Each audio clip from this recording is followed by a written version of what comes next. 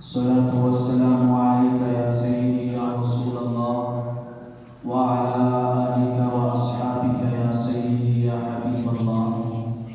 الصلاة والسلام عليك يا سيدي يا رحمة للعالمين وعلى آلك وأصحابك يا سيدي يا مولاي صل وسلم دائما أبدا على حبيبك خير الخلق كلهم والحبيب الذي ترجى شفاعته لكل هول من الأهوال مقتحم. شوق تیرا اگر نہ ہو میری نماز کا ایمان، میرا قیام بھی حجاب، میرا سجود بھی حجاب. اللہ رب العزت کا لاکھ لاکھ شکر ہے جس نے ہم سب کو نماز جمعہ کے لیے اور اس سے ماقبل اپنا ذکر کرنے اور اپنے محبوب بندوں کا ذکر کرنے اور سننے کے لیے جامع مسجد انوار مدینہ نقشبندیہ محمدیہ سیفیہ میں جمع فرمایا. اس خالق کائنات کے حضور دعا ہے کہ رب کائنات ہمارا یہاں پہ جمع ہونا، ذکر کرنا اور سننا، اس کو اپنی بارگاہ عالیہ میں شرف قبولیت عطا فرما کر ہم سب کے لیے دنیا اور آخرت کی نجات کا ذریعہ بنائے. جیسے کہ تمام احباب کو معلوم ہے کہ جامع مسجد انوار مدینہ نقشبندیہ محمدیہ سیفیہ میں کئی جمعات المبارک سے واقعہ یوسف علیہ السلام چل رہا ہے، ذکر یوسف ہو رہا ہے، جس میں ہم نے حضرت یوسف علیہ السلام کا وہ جو انہوں نے خواب کی تعبیر بتلائی، جیل سے رہائی ہوئی، پچھلے جمعۃ المبارک کو اس کا بیان ہوا. آج کے جمعۃ المبارک میں اس بات کا بیان ہوگا کہ جب حضرت یوسف علیہ السلام کے بھائی آپ کے پاس آئے قحط کے دنوں میں، اس وقت کیا ہوا، آپ کے بھائی اور آپ کے درمیان کیا مکالمہ ہوا، کیا گفتگو ہوئی، یہ سارا واقعہ آج جمعۃ المبارک کو انشاءاللہ تعالی بیان ہو رہا ہے. قرآن کریم میں فرمایا وَجَاءَ إِخْوَةُ يُوسُفَ، کہ جب حضرت یوسف علیہ السلام کے بھائی آئے، فَدَخَلُوا عَلَيْهِ، ان کے پاس حاضر ہوئے، فَعَرَفَهُمْ، جب ان کے پاس حاضر ہوئے تو یوسف علیہ السلام نے جب دیکھا تو دیکھتے ہی پہچان لیا کہ یہ میرے بھائی ہیں. لیکن جب آپ کے بھائیوں نے دیکھا تو وہ یوسف کو نہیں پہچان سکے. قرآن کہتا ہے فَعَرَفَهُمْ، حضرت یوسف نے اپنے بھائیوں کو پہچان لیا، وَهُمْ لَهُ مُنْكِرُونَ، انہوں نے اپنے بھائی کو نہیں پہچانا. دربار میں جب داخل ہوئے تو قرآن کہتا ہے وَلَمَّا جَهَزَهُم بِجَهَازِهِمْ قَالَ ائْتُونِي بِأَخٍ لَكُم مِّنْ أَبِيكُمْ، کہ اس وقت ہر طرف مصر کے ارد گرد جتنے بھی ممالک تھے، شام کے، عراق کے، کنعان کے، یہ سارے جتنے ممالک تھے، ان میں مصر ہی کی طرح قحط پڑا ہوا تھا.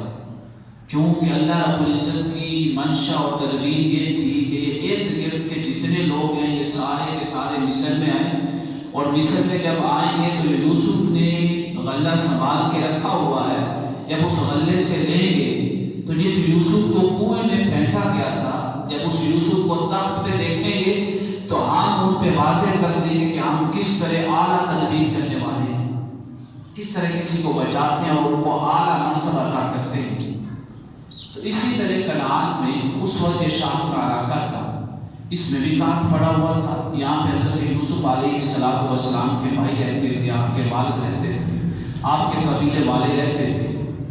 تو جب وہاں پہ قحط پڑا، کھانے کے لیے کچھ نہ بچا، تو انہوں نے ارادہ کیا کہ ہم نے سنا ہے کہ مصر میں جو عزیز مصر ہے وہ بڑا مدبر ہے، بڑا دانا اور حکیم ہے، بڑا دانشور ہے، کہ اس نے قحط سے پہلے ہی بہت سا غلہ جمع کر کے رکھا ہے. جو بھی مصر میں جاتا ہے عزیز مصر سے غلہ لینے کے لیے خالی ہاتھ واپس نہیں آتا. ان کو عزیز مصر خالی ہاتھ نہیں بھیجتا، بلکہ ان کے پاس اتنا غلہ ہے کہ باہر سے بھی جتنے لوگ آتے ہیں ان کو بھی ملتا ہے، اور اپنا جو ملک ہے مصر اس کو بھی چلا رہا ہے عزیز مصر. کنعان والوں کو تو علم نہیں تھا کہ وہی عزیز مصر ہے، وہی یوسف ہے جس کو کنویں میں پھینکا گیا تھا، جن کے بھائی مارتے تھے، آج وہ عزیز مصر بنے ہوئے ہیں۔ تو اس طرح جب کنعان میں قحط پڑا تو حضرت یعقوب علیہ السلام نے اپنے بیٹوں کو بلایا۔ 11 بیٹے تھے آپ کے علاوہ، اور آپ کو اگر ساتھ ملائیں تو 12 بیٹے تھے حضرت یعقوب علیہ السلام کے۔ آپ نے کہا بیٹا، آپ کے سامنے ہمارے قبیلے والوں کی حالت ہے، اگر آپ لوگوں نے سفر نہ کیا، کہیں بھی اہتمام نہ کیا غلے کے لیے، تو یہ سارے قبیلے والے بھوک کی وجہ سے مر سکتے ہیں، شاید کہ ان کا زندہ رہنا محال ہو جائے۔ اور حضرت یعقوب علیہ السلام نے کہا کہ میں نے سنا ہے، مجھے کسی نے بتایا ہے جو مصر سے قافلے آتے ہیں ان میں سے، کہ مصر کے اندر غلہ بہت تعداد میں جمع ہے، کثیر تعداد میں غلہ موجود ہے۔ جو عزیز مصر ہے اس نے غلہ جمع کر کے رکھا ہوا ہے، جو بھی کسی بھی ملک سے جاتا ہے، کسی بھی قبیلے سے جاتا ہے، عزیز مصر اس کو غلہ دے دیتا ہے۔ جب حضرت یعقوب علیہ السلام نے اپنے بیٹوں سے یہ کہا تو انہوں نے کہا کہ ہم کیسے جائیں؟ اگر مان بھی لیں آپ کی بات اور ہم مصر کی طرف چل پڑے اور مصر میں پہنچے اور وہاں پہ کوئی غلہ نہ ہو تو ہم واپس تو نہیں آ سکتے، کیونکہ پہلے قحط کے علاقے سے نکل کے دوسرے قحط والے علاقے میں جا رہے ہیں، ہمارے پاس تو اتنا ساز و سامان بھی نہیں ہے کہ ہم واپسی کا سفر کر سکیں اگر غلہ نہ ملا۔ تو آپ نے کہا نہیں، مجھے اللہ سے امید ہے، غلہ ضرور ملے گا۔ حضرت یعقوب علیہ السلام کے سارے بیٹے حضرت بنیامین کے علاوہ راضی ہو گئے، کیونکہ آپ بنیامین کو کہیں نہیں بھیجتے تھے۔ حضرت بنیامین حضرت یوسف علیہ السلام کے ماں جنے بھائی تھے، یعنی سگے بھائی تھے۔ تو جب آپ کے بھائیوں نے ارادہ کیا مصر کا، مصر میں پہنچے، جب حضرت یوسف علیہ السلام کے محل میں داخل ہوئے تو قرآن کہتا ہے داخل ہوتے ہی جب یوسف کی نگاہ اپنے بھائیوں کے چہروں پہ پڑی نا، فَعَرَفَهُمْ، تو یوسف نے پہچان لیا، سبحان یہ میرے بھائی ہیں۔ لیکن جب ان کے بھائیوں نے دیکھا یوسف کو، وَهُمْ لَهُ مُنْكِرُونَ، تو وہ یوسف کو نہیں پہچان سکے کہ یہ کون ہے۔ حضرت یوسف علیہ السلام نے جب اپنے بھائیوں کو پہچانا، وہ جو مالک تھا جو ہم نے ذکر کیا تھا جس نے کنویں سے نکالا تھا، وہ شخص مالک، اس کا نام مالک تھا، اس نے یوسف علیہ السلام کو بیچ دیا تھا۔ تو تقریباً جب تک حضرت یوسف آزاد نہیں ہوئے جیل سے، وہ مصر میں ہی رہا، اس انتظار میں کہ کب مجھے یوسف ملے، میں یوسف سے اس بات کی معافی مانگوں کہ میں نے یوسف کو بیچ دیا تھا۔ تو اب وہ مالک جب حضرت یوسف علیہ السلام جیل سے رہا ہوئے تو آپ کا خادم خاص بن گیا۔ جب خادم خاص بنا، جب آپ کے بھائی پہنچے تو آپ نے کہا مالک یہ میرے بھائی ہیں جنہوں نے مجھے کنویں میں ڈال دیا تھا، اور اللہ رب العزت نے اپنی اعلیٰ تدبیر سے مجھے عزیز مصر بنا دیا اور مصر کا بادشاہ اور اس کے محل تک پہنچا دیا۔ آج میرے بھائی آئے ہیں، ان کی شان و شوکت میں، ان کی ضیافت میں، ان کی دعوت میں کسی بھی قسم کی کمی نہیں رہنی چاہیے۔ اب اس ساری بات کو قرآن کے بعد میں بیان کیا۔ حضرت یوسف علیہ السلام نے یہ مالک کے ذریعے پیغام بھجوایا کہ جتنے بھی یہ 10 لوگ ہیں جو یعقوب کی اولاد میں سے ہیں، یہ سارے تک یہ جو بادشاہ کا محل ہے، یہاں پہ ضیافت ہوتی ہے، کھانے کی دعوت ہوتی ہے، وہاں پہ آ جائے۔ اور وہ حیران ہے کہ ہمارے ساتھ اور بھی بہت سے لوگ آئے ہیں کنعان کے، بادشاہ نے کسی کو نہیں بلایا اپنے خاص محل میں کھانے کی دعوت پہ، ضیافت پہ، لیکن ہمیں اتنی عزت کیوں دی جا رہی ہے، ہمیں اتنی تکریم اور احترام کے ساتھ کیوں بلایا جا رہا ہے، ہمارے لیے کھانے کی دعوت کا اہتمام کیوں ہے؟ آپ کو بلا لیا گیا، آپ پہنچے، جب آپ کے سارے بھائی آپ کے خاص محل میں جہاں پہ ضیافت کا اہتمام تھا وہاں پہ بٹھایا گیا۔ جب کھانا کھا چکے تو آپ نے کہا، حضرت یوسف علیہ السلام نے ان سے کہ اپنا تعارف کرواؤ۔ اب یہ تو پہچان لیا تھا آپ نے کہ یہ میرے بھائی ہیں، لیکن یہ معلوم نہیں تھا کہ آپ کس کا کیا نام ہے، کون کس کا بھائی ہے، کون ماں کا آپس میں گہرا رشتہ ہے، سگے بھائی ہیں، اور کون سے صرف باپ کی طرف سے بھائی ہیں۔ ان کو یہ تھا کہ شاید کہ انہی میں سے کوئی ایک بنیامین بھی ہو جو آپ کا سگا بھائی تھا۔ جب تعارف ہوا، جب 10 لوگوں نے تعارف کروایا تو ان میں کوئی بنیامین نہیں تھا۔ آپ نے پوچھا ان سے کہ آپ کا کوئی اور بھائی بھی ہے؟ اب اس کو بھی قرآن نے بیان کیا ہے، کوئی اور بھائی ہے؟ انہوں نے کہا ہاں ہمارا ایک بھائی ہے لیکن وہ ہمارے والد کا بہت قریبی ہے، ہمارے ابا جان اس کو اپنے سے جدا نہیں کرتے، کہیں بھی نہیں بھیجتے اس کو۔ آپ نے فرمایا وَلَمَّا جَهَزَهُمْ بِجَهَازِهِمْ، جب ان کا ساز و سامان تیار کر دیا، ان کی سواریاں تیار ہو گئی، حضرت یوسف نے غلہ بھی دے دیا، سب کچھ ہو گیا، آپ نے وہاں پہ فرمایا قَالَ ائْتُونِي بِأَخٍ لَكُم مِّنْ أَبِيكُمْ، جب اگلی دفعہ آؤ تو اپنے بھائی بنیامین کو چھوڑ کے آئے، ساتھ لے کے آنا ہے۔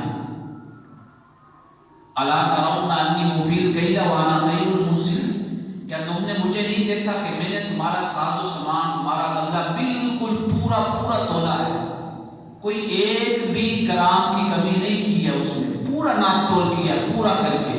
وَأَنَا خَيْرُ الْمُنزِلِينَ، اور تم لوگوں نے میری ضیافت کو بھی دیکھا ہے کہ میں بڑی اعلیٰ ضیافت کرنے والا ہوں، بڑا احترام کرنے والا ہوں۔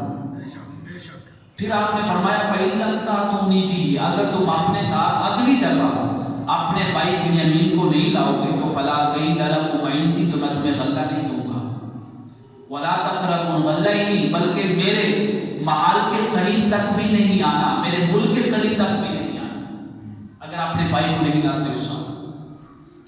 قَالُوا سَنُرَاوِدُ عَنْهُ أَبَاهُ، ان سب نے کہا حضرت یوسف علیہ السلام سے کہ ہم کوشش کریں گے اپنے ابا جان کو منا سکیں، ان کو راضی کر سکیں، ان کو اس بات پہ متفق کر سکیں کہ وہ بنیامین کو ہمارے ساتھ بھیج دیں۔ وہ کہتے ہیں کہ ہم کوشش کریں گے اور ہمیں یقین ہے وَإِنَّا لَفَاعِلُونَ، ہم اپنے والد کو راضی کر لیں گے، وہ بنیامین کو ہمارے ساتھ بھیج دیں گے۔ وقال، یہ ساری بات چل رہی ہے یوسف علیہ السلام اور آپ کے بھائیوں کے درمیان۔ اب ساز و سامان تیار ہو چکا ہے، سواریاں تیار ہو چکی ہیں، حضرت یوسف نے اجازت دے دی کہ اب آپ جا سکتے ہیں اپنے کنعان کی طرف، اپنے قبیلے کی طرف، اپنے گھر والوں کی طرف۔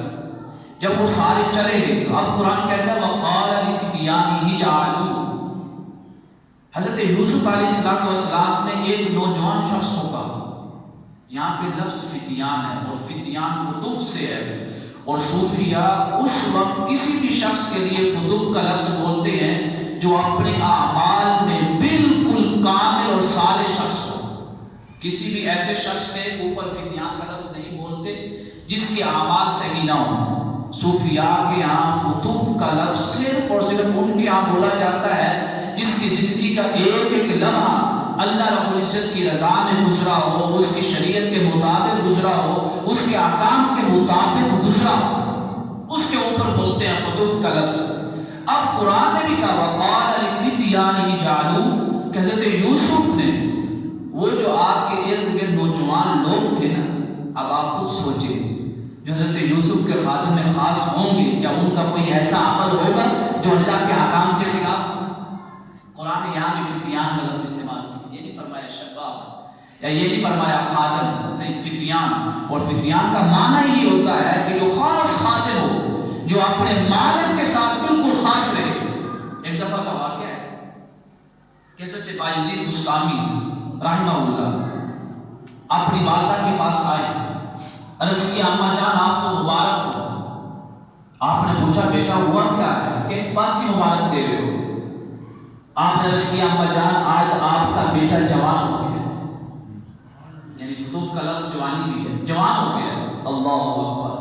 آپ کی والدہ نے سوال کیا بیٹا کیا تم نے آقا کریم علیہ السلام کو اپنی آنکھوں سے دیکھ لیا ہے؟ سبحان اللہ۔ جوان تو بندہ تبھی جوان ہوتا ہے جب چہرہ مصطفیٰ کو دیکھ لے، اصل جوانی تو یہ ہے۔ آپ بچے تھے، جوانی کی حالت میں آئے، آپ نے عرض کی اماں جان کیا یہ ممکن ہے کہ آپ میں سے کوئی آقا کریم علیہ السلام کو اپنی آنکھوں سے دیکھ سکے؟ آپ کی والدہ نے فرمایا ہاں بالکل ممکن ہے۔ آپ نے پوچھا پھر اماں جان بتاؤ تو صحیح طریقہ کیا ہے، وہ کون سے اعمال ہیں جو میں کروں اور میری آنکھیں مصطفیٰ کے چہرے کو دیکھ لیں؟ آپ نے فرمایا 4 اعمال کرنا اور مسلسل کرنا، کبھی نہیں چھوڑنے۔ جب تو یہ 4 اعمال مسلسل کرے گا ایک نہ ایک دن ایسا آئے گا کہ تیرے خواب میں وہ آئیں گے جن کو دیکھنے کا ہر کوئی مشتاق ہے، سبحان جن کو اللہ۔ دیکھنے کی ہر کوئی چاہت اور خواہش اور تمنا کرتا ہے۔ آپ نے عرض کیا اماں جان وہ 4 اعمال کون سے ہیں؟ آپ نے فرمایا پہلا عمل یہ ہے کہ کثرت اتباع بسنتی، کہ کثرت کے ساتھ آقا کریم علیہ السلام کی سنتوں پہ عمل کریں۔ آپ کی کوئی سنت اور دوسرا عمل یہ ہے کہ الاتصاف باخلاقہ صلی اللہ علیہ وسلم، کہ آقا کریم علیہ الصلوۃ والسلام کے جو بھی اخلاق ہیں، ہر اخلاق کو، ہر خلق کو اپنے اعمال میں ڈالنے کی کوشش کیا کریں، کہ جو آقا کریم علیہ الصلوۃ والسلام جیسے غریبوں کے ساتھ کرتے تھے تم ویسے ہی کیا کریں، جیسے وہ محتاجوں کے ساتھ کرتے تھے تم بھی ویسا ہی کیا کریں، جیسے وہ لوگوں کے ساتھ اٹھتے بیٹھتے تھے، معاملات کرتے تھے تم بھی ویسے ہی کیا کریں۔ دوسرا یہ عمل ہے۔ تیسرا کیا ہے؟ آپ نے فرمایا کہ کثرت الصلاۃ علیہ صلی اللہ علیہ وسلم، بیٹا جب بھی تیرے لب حرکت کرے نا، ہر وقت اپنے نبی کریم علیہ الصلوۃ والسلام کی ذات پہ درود و سلام پڑھا کر۔ سبحان اللہ۔ اس کی اما جان چوتھا عمل کیا ہے؟ آپ نے فرمایا چوتھا عمل یہ ہے کہ الخدمت لامتہ، کہ آقا کریم علیہ الصلوۃ والسلام کی امت کی خدمت کیا کر۔ سبحان اللہ۔ ان کے ساتھ اچھا برتاؤ کیا کر، اچھا معاملہ کیا کر۔ کہتے ہیں کہ میں نے 4 اعمال پہ عمل کرنا شروع کر دیا، 4 اعمال پہ عمل کرتا رہا۔ ایک دن پھر میں اپنی والدہ ماجدہ کے پاس آیا اور میں نے عرض کیا اما جان آپ کو مبارک ہو، آپ کا بیٹا جوان ہو گیا۔ سبحان اللہ۔ میری والدہ ماجدہ نے پوچھا بیٹا کیا تم نے اپنی آنکھوں سے امام الانبیاء خاتم النبی صلی اللہ علیہ وسلم کے چہرہ مبارک کو دیکھ لیا؟ آپ نے عرض کیا جی اما جان۔ سبحان اللہ۔ پھر آپ نے اگلا سوال کیا، پوچھا بیٹا بتا تو صحیح خواب میں دیکھا ہے یا جاگتے ہوئے دیکھا ہے؟ سبحان اللہ۔ باجی بستانی نے عرض کیا اما جان خواب میں دیکھا ہے، جاگتے ہوئے تو نہیں دیکھا۔ کیا یہ ممکن ہے کہ کوئی مومن شخص ہو اور وہ اپنی آنکھوں سے امام الانبیاء کو جاگتے ہوئے دیکھے؟ آپ کی والدہ ماجدہ نے کہا بیٹا پھر تو ابھی جوان نہیں ہوا، ابھی تو تیری آنکھیں صرف خواب میں پہنچی ہیں، جوان تو اس دن ہوگا جب جاگتے ہوئے امام الانبیاء کی زیارت کرے۔ سبحان اللہ۔ اللہ اکبر۔ پھر آپ نے پوچھا عرض کیا اما جان اب میں کیا کروں کہ مجھے جاگتے ہوئے امام الانبیاء صلی اللہ علیہ وسلم کے چہرہ مبارک کی زیارت ہو؟ آپ نے فرمایا بیٹا وہ جو 4 اعمال میں نے بتائے تھے انہی 4 اعمال پہ عمل کرتا جا، ایک نہ ایک دن ایسا آئے گا کہ تجھے خود مصطفیٰ اپنے چہرے کی زیارت سے مشرف فرمائیں گے۔ سبحان اللہ۔ کہتے ہیں عمل کرتا رہا۔ پھر میں ایک دن اپنی والدہ ماجدہ کی بارگاہ میں حاضر ہوا، میں نے عرض کیا اما جان آپ کو مبارک ہوا، آج آپ کا بیٹا جوان ہو گیا۔ آپ کی والدہ نے پھر یہی سوال کیا بیٹا بتا کیا تم نے جاگتے ہوئے سر کی آنکھوں کے ساتھ امام الانبیاء کے چہرے کی زیارت کر لی ہے؟ باجی مستعمی نے عرض کیا اما جان آج تو میں جاگتے ہوئے مصطفیٰ کا چہرہ دیکھ کر آیا ہوں۔ سبحان اللہ۔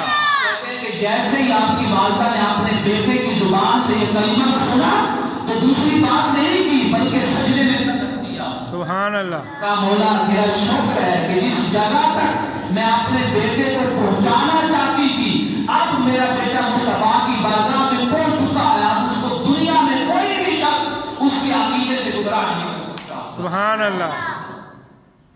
تو صوفیہ فتیان اور فضوف کا لفظ اسی وقت بولتے تھے جب کوئی شخص اپنے پورے اعمال میں بالکل ایسے ہو جیسے شریعت اس سے تقاضا کرتی ہے۔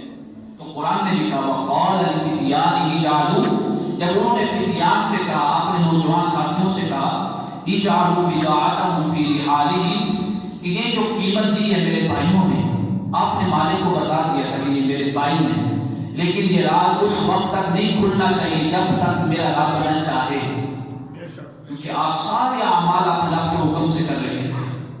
فرمایا یہ راز نہیں کھلنا چاہیے، یہ جتنی بھی قیمت میرے بھائیوں نے دی ہے یہ ساری قیمت ان کے غلے میں واپس رکھ دو، ان کی بوریوں میں واپس رکھ دو۔ تو کہتے ہیں کہ اس مالک نے وہ جو غلے کی قیمت تھی جو آپ کے بھائیوں نے ادا کی تھی وہ بھائیوں کے ساتھ و سامان میں رکھ دی ساری قیمت۔ اب اس کا مقصد کیا تھا؟ قرآن نے بیان کیا لعلہم یعرفونہا اذا انقلبوا الی اہلہم لعلہم یرجعون۔ تو یوسف علیہ السلام نے فرمایا اس لیے کر رہا ہوں کہ جب آپ لوگ یہ ساری قیمت ان کے غلے میں واپس رکھ دو کہ جب یہ گھر پہنچے گے اپنے قافلے والوں کے پاس تو جب یہ اپنا سامان کھولیں گے تو سامان کھولتے ہوئے اس کے اندر اپنی قیمت کو دیکھ لیں گے، اپنے پیسوں کو دیکھیں گے تو یہ پیسے لٹانے کے لیے پھر مصر میں واپس آئیں گے۔ حکمت دیتی، تدبیر دیتی۔ فلما رجعوا الى ابيهم جب حضرت یوسف علیہ السلام کے بھائی اپنے قافلے کی طرف واپس لوٹے اور وہاں پہ پہنچے، اب وہاں پہ انہوں نے کیا کہا؟ قالوا یا ابانا منع منا الکید، اے ابا جان، ہم جب مصر میں داخل ہوئے تو عزیز مصر نے ہمارا بڑا اہتمام کیا، ہمارے لیے بڑی عزت کی، ہماری بڑا احترام اور تکریم کیا، اور ہمارے لیے کھانے کی دعوت کا اہتمام کیا، اور کسی کے لیے بھی ایسا اہتمام کیا۔ لیکن اس عزیز مصر جو اتنا اچھے اخلاق کا مالک ہے، اس کے ماننا ہے، اس نے یہ کہا ہے کہ اگر آپ اپنے بھائی کو بنیامین کو ساتھ نہیں لے کے آتے ہو تو اگلی دفعہ غلہ نہیں ملے گا، خالی آپ واپس جانا پڑے گا۔ فارسل معنا اخانا نقتل، تو آپ سے گزارش عرض ہے کہ ہمارے بھائی بنیامین کو ہمارے ساتھ بھیج دیں تاکہ ہم مزید غلہ لے کے آئیں اور قحط سے بچ سکیں، اور خود کو بھی بچا سکیں اور اپنے خاندان والوں کو بھی بچا سکیں، یا اپنے والد سے کہہ دیں وَإِنَّا لَهُ لَحَافِظُونَ، تاکہ ہم اپنی حفاظت کر سکیں۔ قال، حضرت یعقوب علیہ السلام نے جواب دیا هَلْ آمَنُكُمْ عَلَيْهِ، کہ میں تمہاری یہ بات مان ایسے ہی جیسے یوسف علیہ السلام کے معاملے میں مانی تھی، اور ان کو آپ اپنے ساتھ لے گئے تھے کھیتیوں میں اور اپنے چرواہے اور اپنے مویشیوں کو چرانے کے لیے۔ کما امنتکم علی اخیہ من قبل فاللہ خیر حافظا وهو ارحم الراحمین، میں تمہارے سپرد نہیں کرتا ہوں، بنیامین کی حفاظت میں رب کرنے والا ہے اور بڑا رحیم و کریم ہے۔ منت سماجت کرتے رہے۔ کہتے ہیں کہ یہ گفتگو چل رہی تھی تو کیا ہوا کہ وہ جو سامان آیا تھا، جو غلہ آیا تھا، انہوں نے جب کھول کے دیکھا وَلَمَّا فَتَحُوا مَتَاعَهُمْ وَجَدُوا بِضَاعَتَهُمْ، تو انہوں نے اپنے غلے میں وہی قیمت کو دوبارہ پایا جو قیمت وہ وہاں کے عزیز مصر کو دے کے آئے تھے، اس قیمت کے بدلے انہوں نے اپنے سامان کو خریدا تھا، اور ردت الیہ، وہ قیمت دوبارہ ان کے پاس ہے۔ قالوا، انہوں نے کہا یا ابانا ما نبغی هذه بضاعتنا ردت الینا، ہمارے ابا جان اب آپ کو اور کیا چاہیے؟ جو قیمت ہم دے کے آئے تھے، پہلے تو ہمارے پاس پیسے نہیں تھے کہ جس کی وجہ سے ہم دوبارہ مصر نہیں جا سکتے تھے، اب تو ہمارے پاس پیسے بھی آ گئے ہیں، وہ جو قیمت ہم دے کے آئے تھے دوبارہ واپس مل گئی ہے، اب تو قیمت موجود ہے، پیسے موجود ہیں، اور ہمیں کیا چاہیے؟ ہم دوبارہ مصر میں جا سکتے ہیں۔ لیکن خواہش یہ ہے، عرض یہ ہے کہ آپ بنیامین کو ہمارے ساتھ میں، اس کے علاوہ مصر میں جانے کا کوئی فائدہ نہیں ہے۔ آگے فرمایا وَنَمِيرُ أَهْلَنَا وَنَحْفَظُ أَخَانَا وَنَزْدَادُ كَيْلَ بَعِيرٍ، تاکہ ہمیں زیادہ غلہ مل سکے۔ کیوں؟ حضرت یوسف علیہ السلام نے ایک نظام بنایا تھا کہ جو شخص بھی آئے گا ہر شخص کو ایک اونٹ کے برابر، یعنی جتنا سامان ایک اونٹ اٹھا لیتا ہے صرف اتنا سامان ملے گا، 2 اونٹوں کا یا 3 اونٹوں کا یا 1 اونٹ سے زیادہ کسی کو بھی سامان نہیں ملے گا۔ تو لہٰذا اگر وہ بنیامین کو ساتھ لے آتے تو ان کو کتنا سامان ملتا؟ یعنی 11 اونٹوں جتنا سامان۔ اب 1 اونٹ کم ہے، اور آپ کے بھائیوں نے عرض کیا ابا جان اگر آپ بنیامین کو بھیج دیں گے وَنَزْدَادُ كَيْلَ بَعِيرٍ، تو ہمیں 1 اونٹ کے برابر زیادہ سامان مل جائے گا، ہمارے پاس غلہ زیادہ آ جائے گا۔ ذَلِكَ كَيْلٌ يَسِيرٌ، وہ اتنا غلہ ضرور ہوگا کہ جس میں آپ اچھی طرح اور اعلیٰ طریقے سے گزارا کر سکتے ہیں۔ قال، یہ ساری گفتگو چلی تو یعقوب علیہ السلام نے فرمایا لَنُرْسِلَهُ مَعَكُمْ، میں بنیامین کو آپ لوگوں کے ساتھ نہیں بھیجوں گا، حَتَّى تُؤْتُونِ مَوْثِقًا مِّنَ اللَّهِ لَتَأْتُونَنِي بِهِ، ہاں ایک شرط پہ، اگر تم قسم اٹھا اللہ رب العزت کے نام کی قسم اٹھا دو تو پھر میں بنیامین کو آپ لوگوں کے ساتھ بھیجنے پہ راضی ہو جاؤں گا، قسم اٹھانی پڑے گی۔ کیوں؟ اس وقت اللہ رب العزت کا یہ دستور تھا، نظام تھا کہ کوئی بھی اگر قسم اٹھاتا اور اگر اس قسم پہ عمل نہیں کرتا تھا، جھوٹی قسم اٹھاتا، تو وہ فوراً اللہ کے عذاب میں گرفتار ہو جاتا تھا۔ اور یہ بات حضرت یعقوب علیہ السلام کے بیٹوں اور حضرت یوسف علیہ السلام کے بھائیوں کو معلوم تھی۔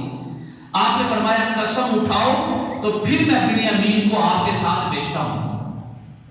قرآن کہتا ہے لَتَأْتُونَنِي بِهِ لَيُحَاطَ بِكُمْ فَلَمَّا آتَوْا مُوثِقًا، انہوں نے قسم اٹھا لی، انہوں نے کہا کہ ہم اللہ کی قسم اٹھاتے ہیں کہ ہم بنیامین کی حفاظت کریں گے۔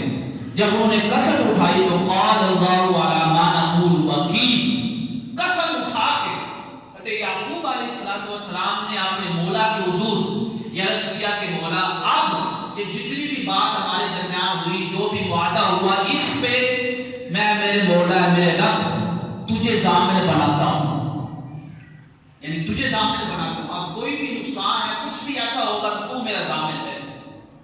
یہاں پہ سے بخاری میں قصہ یاد آ گیا، دو تاجر لوگ تھے، وہ سمندر کے دوسرے کنارے پہ رہتے تھے، تجارت کا سامان خریدنے کے لیے وہ سمندر ان کو عبور کرنا پڑتا تھا، کراس کرنا پڑتا تھا کشتی کے ذریعے۔ یہ صحیح بخاری میں قصہ ہے، باب الکفالہ میں اور دیگر ابواب میں۔ ان دونوں جو تاجر لوگ تھے، ان میں سے ایک تاجر نے دوسرے تاجر سے کہا کہ مجھے 1000 دینار قرض دے دو، 1000 دینار قرض دے۔ جس سے قرض مانگ رہا تھا وہ تاجر، اس تاجر نے کہا کہ تم کوئی گواہ پیش کرو، تاکہ اگر تم میرا قرض واپس نہیں لوٹاؤ گے تو میں اس کے پاس جا سکوں کہ اس نے مجھ سے قرض لیا تھا اور آپ کہتا ہے کہ میں نے قرض نہیں لیا، کوئی گواہ دو۔ اللہ اکبر۔ اس دوسرے تاجر نے کہا وَكَفَىٰ بِاللَّهِ شَهِيدًا، میرے پاس کوئی گواہ نہیں ہے، ہاں میرا گواہ میرا اللہ ہے۔ سبحان اللہ۔ میرا گواہ میرا اللہ ہے، وہ دیکھ رہا ہے۔ پھر اس نے 1000 دینار کا مطالبہ کیا تو تاجر نے کہا کوئی کفیل، کوئی ضامن، کہ اگر تیرے پاس پیسے نہ ہوں قرض واپس کرنے کے تو وہ ضامن مجھے قرض واپس کرے۔ اس تاجر نے کہا، جو قرض لے رہا تھا، جو قرض کا مطالبہ کر رہا تھا، اس نے کہا وَكَفَىٰ بِاللَّهِ وَكِيلًا، میرا ضامن اللہ ہے، میرا کفیل اللہ۔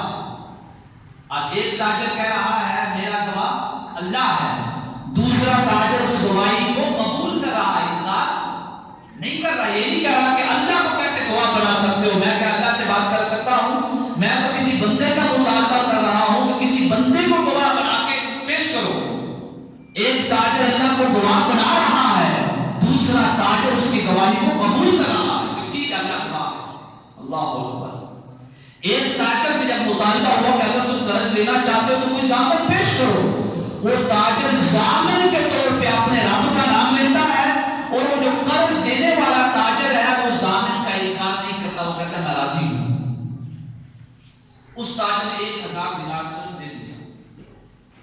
اب وہ تاجر کو 1000 دینار لے کے سمندر کو کراس کر کے دوسری طرف آ کے یہاں پہ تجارت کے لیے جاتے تھے، تجارت کا ساز و سامان خریدنے کے لیے یا وہاں پہ بیچتے تھے، یہ سارا کچھ۔ اب اس نے 1000 دینار کا تجارت کا سامان بھی خریدا، اس کی تجارت بھی کی، اس کے پاس اتنے پیسے آ گئے کہ اب وہ قرض واپس کر سکتا ہے، یا مقرر تاریخ آ گئی، وہ سمندر کے پاس آیا کہ شاید وہ کشتی کھڑی ہو، آج میں نے واپس جانا ہے اور آج کا وعدہ ہے کہ میں نے اپنا قرض واپس کرنا ہے۔ واقعہ سنی، بڑا پیارا واقعہ۔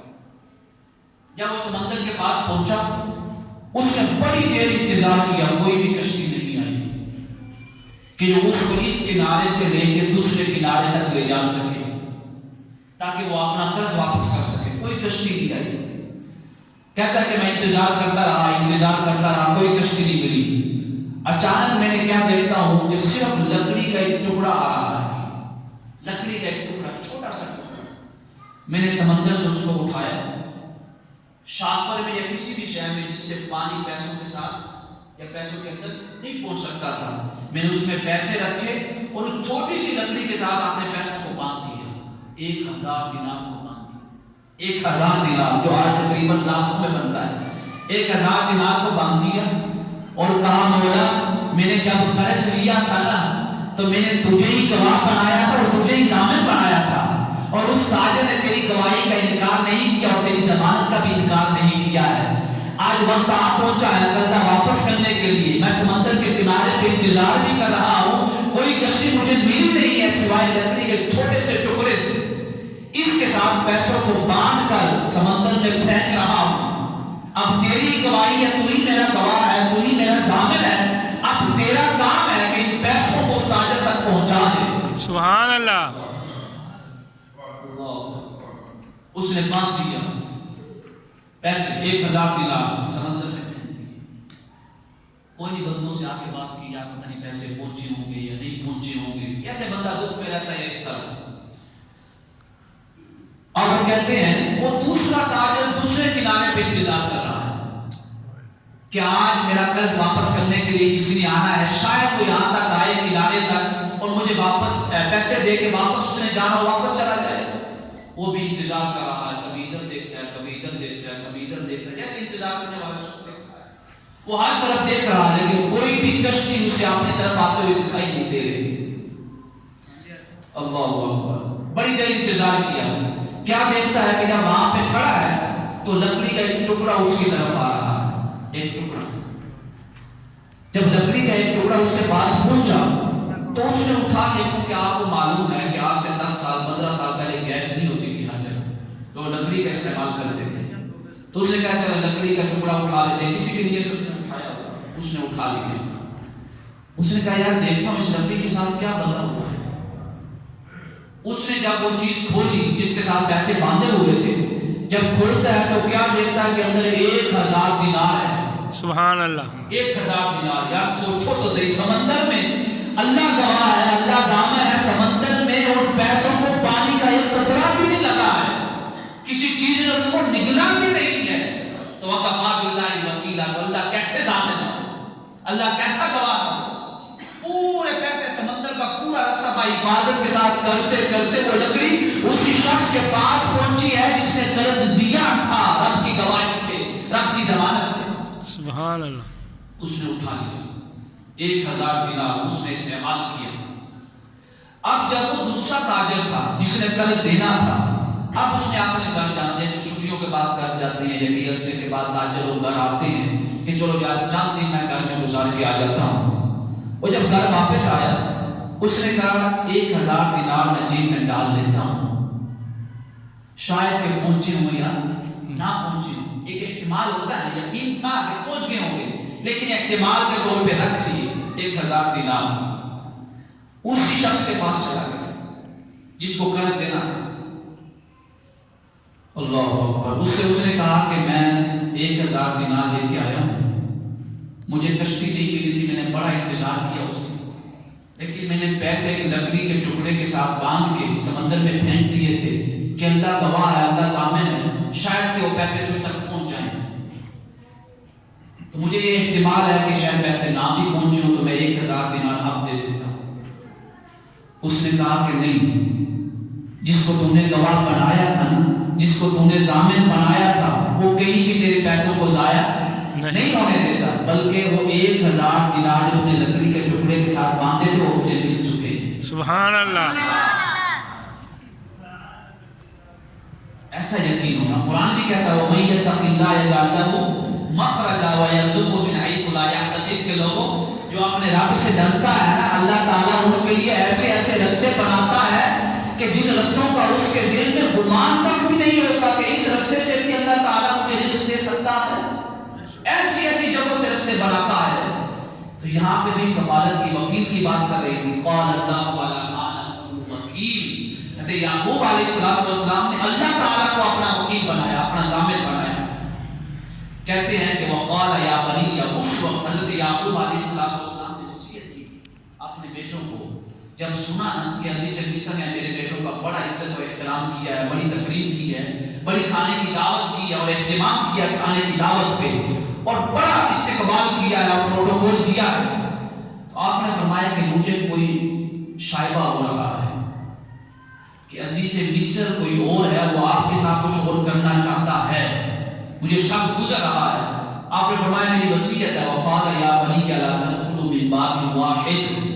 اے میرے بیٹوں تم 11 میرے بیٹے ہو, جب عزیز مصر کے پاس جاؤ تو مصر کا جو بادشاہ ہے جس محل میں آپ لوگوں نے داخل ہونا عزیز مصر کے محل میں, وہاں پہ آپ لوگوں نے ایک دروازے سے داخل نہیں ہونا, الگ الگ دروازوں سے داخل ہونا ہے. من ابواب متفرقہ, الگ الگ دروازوں سے.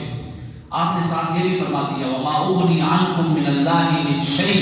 میں یہ نہیں کہہ رہا ہوں کہ اگر تم الگ الگ دروازوں سے داخل ہوگے تم محفوظ رہو گے, میں تو صرف اللہ تعالیٰ کے سپرد کر رہا ہوں, ایک تدبیر بتا رہا ہوں جس پہ ہر انسان کو عمل کرنا چاہیے. پہلے عمل ہے پھر توکل اللہ ہے. یہ نہیں ہے کہ کوئی شخص سارا کاروبار چھوڑ کے, ساری روزی اور جاب چھوڑ کے, نوکری چھوڑ کے, کام چھوڑ کے گھر میں بیٹھ جائے اور کہے جس طرح رب کائنات پرندوں کو رزق دیتا ہے مجھے بھی دے. پہلے عمل ہے پھر توکل ہے. وَمَن يَتَّقِ اللَّهَ, پہلے اللہ سے تقویٰ ہے.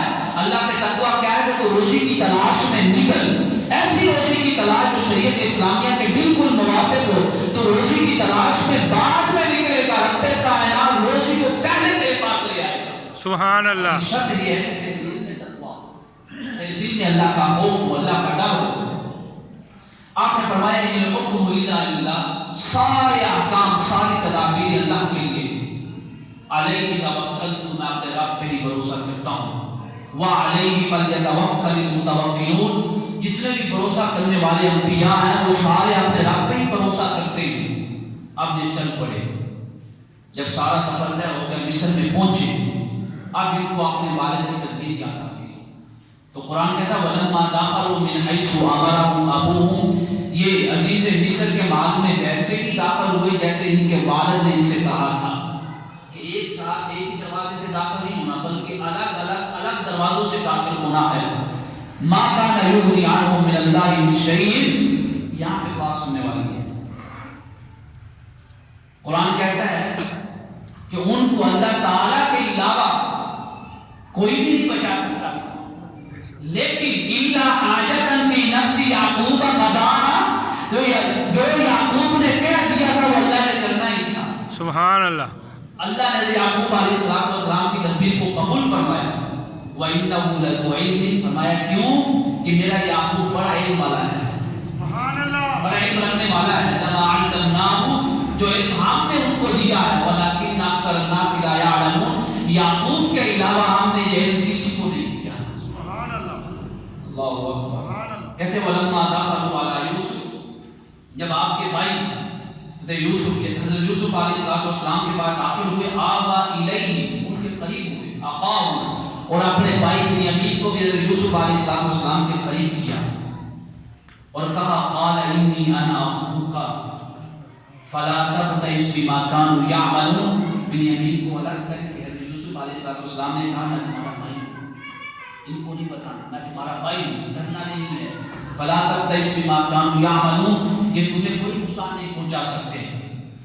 اب وہاں پہ کیا ہوا؟ فَلَمَّا جَهَّزَهُم بِجَهَازِهِمْ، یوسف علیہ السلام نے اسبِ بادہ 11 اونٹوں کا سامان اپنے بھائیوں کو دے دیا، اور اپنے جو خادمین تھے، جو خاص خادم تھے، ان کو کہا جَعَلَ السِّقَایَةَ فِي رَحْلِ أَخِیهِ، کہ جو شاہی پیالہ ہے وہ حضرت بنیامین علیہ السلام کے سامان میں رکھوا دیا، تاکہ ہم یہ کہیں کہ انہوں نے شاہی پیالہ اپنے ساتھ لے جانا چاہا ہے تو لہذا اب بنیامین آپ کے ساتھ نہیں جائے گا۔ جَعَلَ السِّقَایَةَ فِي رَحْلِ أَخِیهِ ثُمَّ أَذَّنَ مُؤَذِّنٌ، وہ سامان لے کے جا رہے تھے، ان کو نہیں معلوم تھا کہ حضرت بنیامین علیہ السلام کے سامان میں شاہی پیالہ بھی ہے۔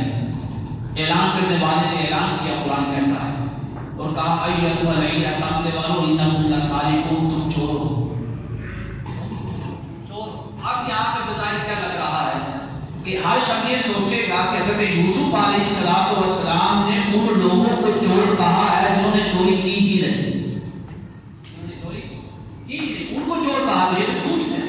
حالانکہ ایسا نہیں، انکم لسارقون کا مطلب یہ ہے اس چوری کی طرف اشارہ ہے جو انہوں نے اپنے والد سے یوسف کے معاملے میں کی تھی۔ فرمایا انکم لسارقون، تم چور ہو۔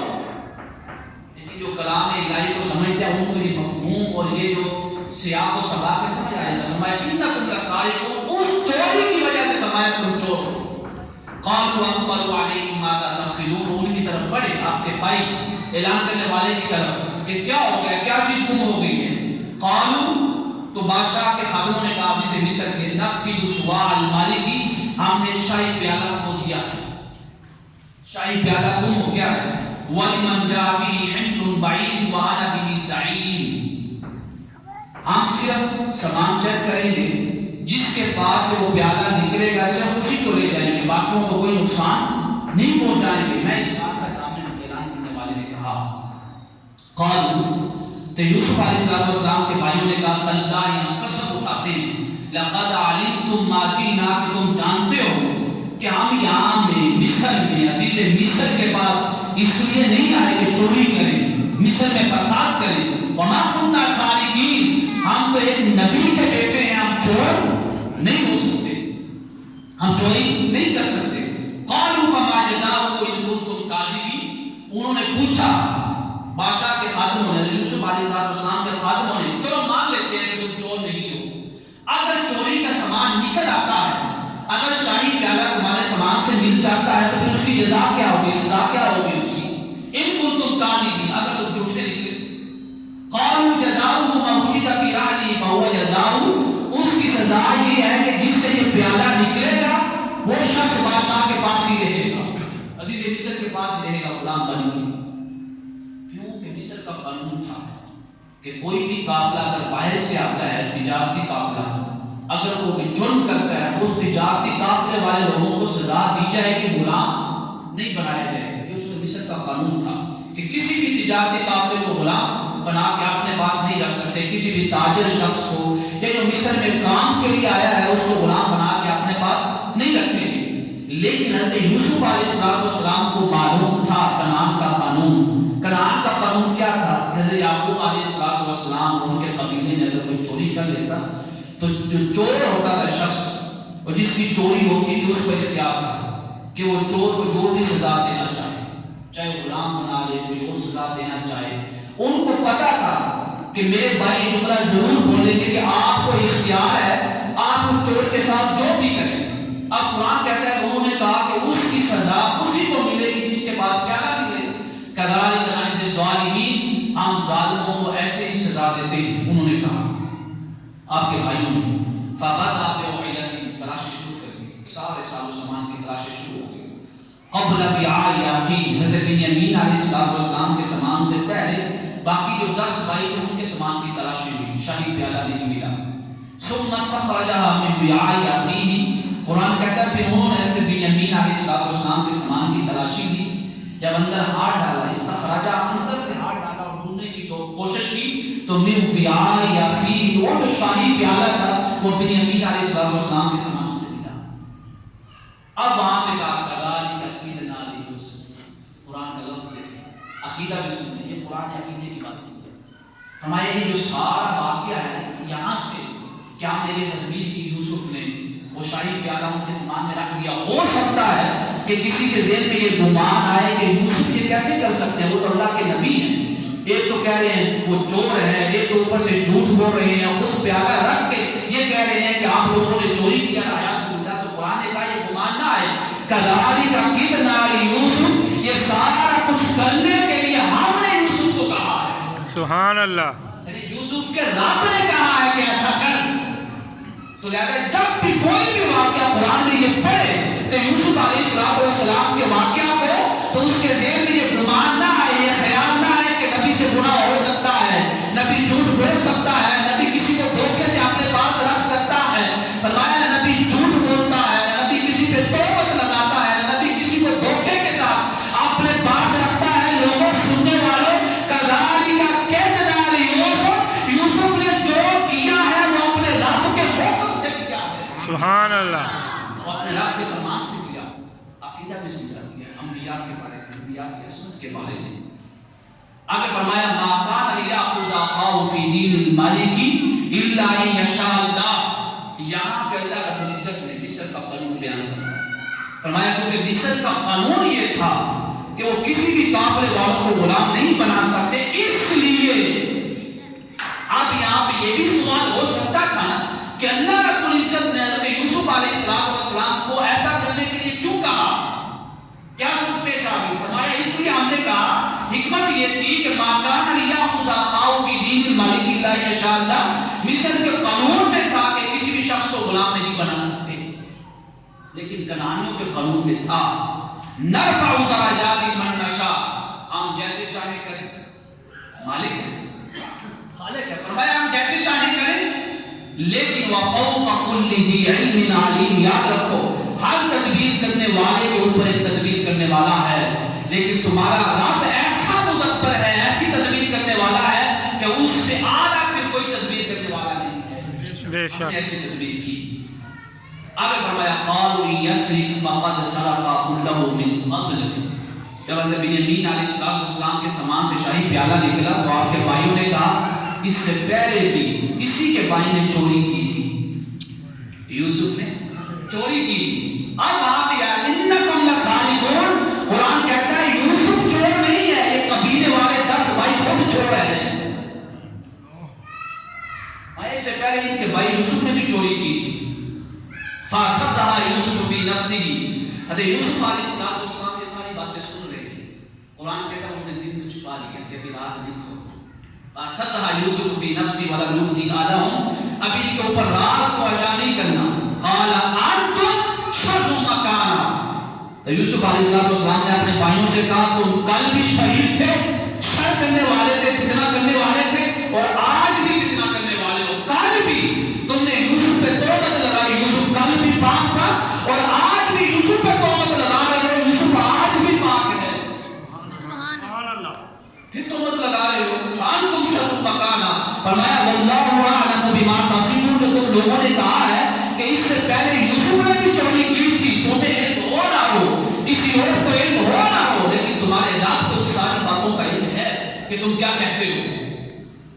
قال، اب یہاں پہ انہوں نے بھی نصیحت کی، یا ایھا العزیز و عزیز مصر ان لہ ابا شیخا کبیرا، یہ جو بنیامین ہے اور ہم ہیں، ہمارا والد بہت بوڑھا ہو چکا ہے، بڑا ضعیف ہے، اب چل بھی نہیں سکتے، اتنے بوڑھے ہو چکے ہیں۔ فخذ احدنا مکانہ، ہمارے والد بنیامین سے بڑی محبت کرتے ہیں، وہ اتنے کمزور ہیں کہ اگر آپ ان کو یہ کہیں کہ بنیامین نے چوری کر لی تھی اس لیے عزیز مصر نے اپنے پاس رکھا تو شاید وہ زندہ ہی نہ رہے۔ فخذ احدنا مکانہ، بنیامین کو چھوڑ دو، ہم میں سے کسی کو رکھ دو۔ انا نراک من المحسنین، جو آپ نے ہمارے ساتھ معاملہ کیا ہے، جو کھانے کی دعوت کی ہے، جو ہمیں عزت و احترام دیا ہے، آپ نے محل میں بلایا ہے، ہم اس سے دیکھتے ہیں کہ آپ بڑا احسان کرنے والے ہیں، ہم میں سے کسی کو رکھ لیں۔ قال معاذ اللہ، یوسف نے کہا اللہ کی پناہ، میں ایسا نہیں کر سکتا، جس کو رکھنا ہے اسی کو رکھنا۔ ناخذ الا ما وجدنا متاعنا عنده انا اذا لظالمون، اگر میں بنیامین کے علاوہ تم میں سے کسی کو رکھ لوں تو میں ظالموں میں سے ہو جاؤں گا، ایسا نہیں کر سکتا۔ اب وہاں پہ کیا ہوا انشاءاللہ تعالی کل آخری حصہ چلے گا واقعہ یوسف علیہ السلام کا، جس میں انشاءاللہ تعالی خصوصی دعا بھی ہوگی واقعہ یوسف کے توسط سے۔ اللہ رب العزت کی حضور دعا ہے کہ رب کائنات واقعہ یوسف علیہ السلام کی برکات سے ہمیں مستفید فرمائے، اس قصہ یوسف کو دنیا اور آخرت کی کامیابی کا ذریعہ بنائے۔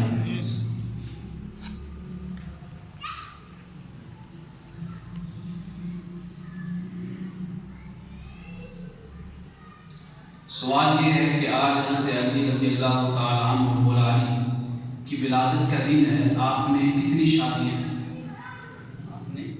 کتنی شادی؟ آپ کی شادیوں کے بارے میں روایات مختلف ہیں، روایات مختلف ہیں، تقریباً 4 شادیوں کی بات آتی ہے، 4 سے زائد کی بھی آتی ہے، جو زیادہ ہے وہ یہی ہے کہ 4 شادیاں آپ نے کی، یہ روایات کے اختلاف پہ ہے، لیکن مہم یہ ہے کہ آپ اس دن کو مولا علی رضی اللہ تعالیٰ عنہ کے فضائل و مناقب سنیں، اس کو بیان کریں، اس کے علاوہ کسی کا سوال نہیں۔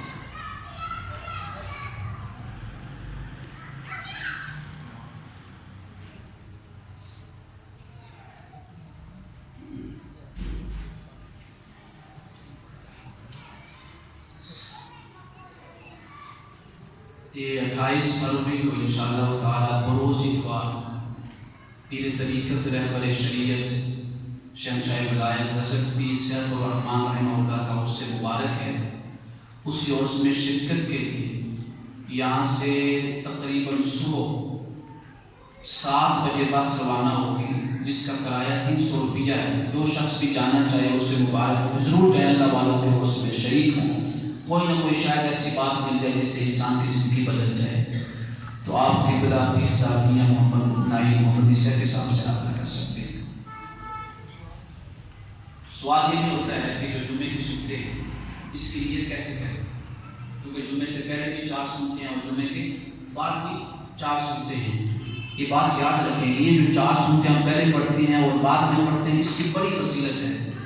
ہم میں سے اکثر لوگ یہ سنتے چھوڑ دیتے ہیں۔ حدیث ام حبیبہ ہے رضی اللہ تعالیٰ عنہ فرماتی ہیں کہ آقا کریم علیہ السلام نے فرمایا کہ جو جمعے سے پہلے اور جمعے کے بعد اور زور سے پہلے اور زور کے بعد والی سنتوں کا اہتمام کرے اور سنتوں کو پڑھے تو پتہ کیا اللہ رب العزت اجر عطا فرماتا ہے۔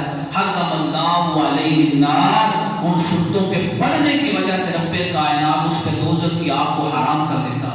سبحان اللہ، اب نیت کیسے کرنی ہے؟ آپ کو پتہ ہے 4 پہلے ہیں 4 بعد میں، تو جب بھی سنت کی نیت کرنی ہے جمعے کے لیے تو آپ نے کہنا قبل جمعہ 4 سنت، یعنی جمعہ کی پہلی 4 سنتیں یہ نیت میں رکھنا ہے، اور جب جمعے کے بعد 4 سنتیں پڑھنی ہے تو بعد جمعہ کے بعد والی 4 سنتیں، جیسے آپ کے لیے آسانی ہو، بعد جمعہ آسان ہو یا بعد والی آسان ہو، جو لفظ آپ کے لیے آسان ہو نیت میں ہو۔ پھر سوال یہ ہوتا ہے کہ کیا یہ لفظ بولنا ضروری ہے واسطے رسول اللہ صلی اللہ علیہ وسلم، یا رسول اللہ صلی اللہ علیہ وسلم کے لیے؟ یہ نیت میں ضروری نہیں ہے۔ جب آپ لفظ سنت بول رہے ہیں، سنت میں ہی یہ لفظ آ گیا ہے، لیکن اگر آپ یہ لفظ بولنا چاہتے ہیں تو لفظ بولنے کا طریقہ یہ نہ کہ رسول اللہ صلی اللہ علیہ وسلم کے لیے، حالانکہ آپ حضور کی عبادت نہیں کر رہے، یعنی سنتوں میں حضور کی عبادت نہیں کر، کسی بھی مومن کا یہ عقیدہ نہیں ہے، جو پڑھتے ہیں ان کا بھی یہ عقیدہ نہیں ہے، لیکن کیونکہ لفظ میں احتمال آ جاتا ہے عبادت کا، ہم کہتے ہیں نا 4 رکعت نماز فرض واسطے اللہ تعالیٰ کے یا اللہ تعالیٰ کے لیے، تو فقہاء کہتے ہیں کہ کے لیے میں اگرچہ پڑھنے والے کا عقیدہ ایسا نہیں ہے لیکن لفظ میں احتمال ہے عبادت کا، تو لہٰذا اگر وہ آقا کریم علیہ السلام کا نام نامی لینا بھی چاہتا ہے تو یوں کہ 4 رکعت نماز سنت رسول اللہ کی، رسول اللہ کی صلی اللہ علیہ وسلم، یعنی کی کا لفظ بولتے ہیں۔ اب اس کا مطلب کیا ہوتا ہے واسطے رسول اللہ کے، رسول اللہ کی؟ اس کا مطلب ہوتا ہے اصحال ثواب، ہدیہ کرنا، یعنی ہم اپنی طرف سے جو سنتیں پڑھتے ہیں اس کو آقا کریم علیہ السلام کی بارگاہ میں ہدیہ کر دیتے ہیں، تحفہ کر دیتے ہیں۔ یہ نہیں ہے کہ آپ کے گناہوں کی معافی کے لیے استغفر اللہ اعوذ باللہ، آپ کی ذات پاک معصوم ہے، ہر گناہ سے معصوم ہے، چاہے صغیرہ ہے چاہے کبیرہ ہے، چاہے صغیرہ سے بھی نچلے درجے کوئی بھی ہے، بلکہ ایسا تصور کرنا خود گناہ ہے کہ نبی سے گناہ ہو۔ لہٰذا کوئی بھی اگر معصوم ذات ہے اس کو ہم جب اصحال ثواب کرتے ہیں تو اس کا مطلب یہ نہیں کہ مغفرت کے لیے، بلکہ ہدیے کے طور پہ، تحفے کے طور پہ۔ تو اس کا یہ معنی ہے واسطے رسول اللہ یا رسول اللہ صلی اللہ علیہ وسلم کی، یعنی ہم ہدیہ کر رہے ہیں آقا کریم علیہ السلام کو۔ تو یہ بھی سوال یہ بھی ہوتا ہے کہ اگر کوئی شخص امام کے ساتھ ملتا ہے نماز میں، دوسری رکعت میں یا تیسری میں یا چوتھی میں، تو ثنا کب پڑھے گا؟ سبحانک اللہم وبحمدک وتبارک اسمک، یہ کب پڑھے گا؟ کہ جب امام کے ساتھ ملا ہے اس وقت پڑھے گا یا بعد میں پڑھے گا؟ مسئلہ یاد ہے، اگر آپ امام کے ساتھ ملتے ہیں، اگر بلند آواز میں امام قرات کر رہا ہے پھر تو آپ ثنا نہیں پڑھ سکتے، کیونکہ ثنا پڑھنا کیا ہے؟ سنت ہے، اور قرات سننا کیا ہے؟ فرض ہے۔ آپ سنت کو پڑھنے کی وجہ سے فرض کو نہیں چھوڑ سکتے۔ اور اگر امام آہستہ قرات کر رہا ہے تو آپ کو یہ بھی نہیں معلوم کہ امام قرات کر رہا ہے یا خاموش ہے، تو قرآن کا وَأَنصِتُوا، اگر سن بھی نہ سکو تب بھی خاموش ہو۔ تو لہذا جیسے آپ امام کے ساتھ ملیں ثنا نہیں پڑھیں، بلکہ جیسے ہی امام سلام کرے گا آپ اپنی بقیہ نماز مکمل کرنے کے لیے کھڑے ہوں گے، اس وقت اپنی نماز کی ابتدا تکبیر کہنے کے بعد، جب آپ کھڑے ہو کے تکبیر کہیں گے یا نہیں کہیں گے، اس کے بعد آپ ثنا پڑھیں گے سب سے پہلے سبحانک اللہم وبحمدک وتبارک اسمک۔ کوشش کیا کریں، آپ کو معلوم ہے آپ کے سامنے ہے ماشاءاللہ تعالیٰ اتنی عظیم مسجد اور اتنی بڑی مسجد آپ سب کے تعاون سے بن رہی ہے، اور جب اللہ رب العزت کی توفیق کے خاص سے ہے تو کوشش کیا کریں کہ کوئی نہ کوئی کام جو مسجد کا ہو اپنے ذمہ لے لیا کریں۔ یہ سب سے بڑا صدقہ ہے جاریہ اور عظیم صدقہ جاریہ ہے۔ کریم علیہ السلام نے فرمایا جب بھی آسمان سے کوئی بلا نازل ہوتی ہے وہ ہر شخص کو پہنچتی ہے لیکن اس شخص کو نہیں پہنچتی جو مسجد کی خدمت کرتا ہے۔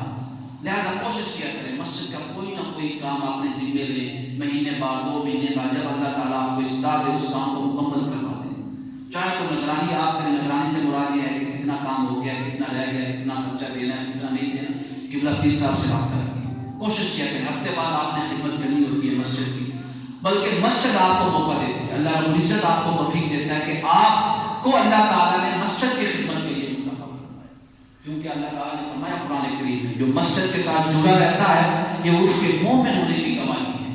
اللہ رب العزت کے حضور دعا ہے کہ رب کائنات ہمارا یہ ذکر اپنی بارگاہ میں شرف قبول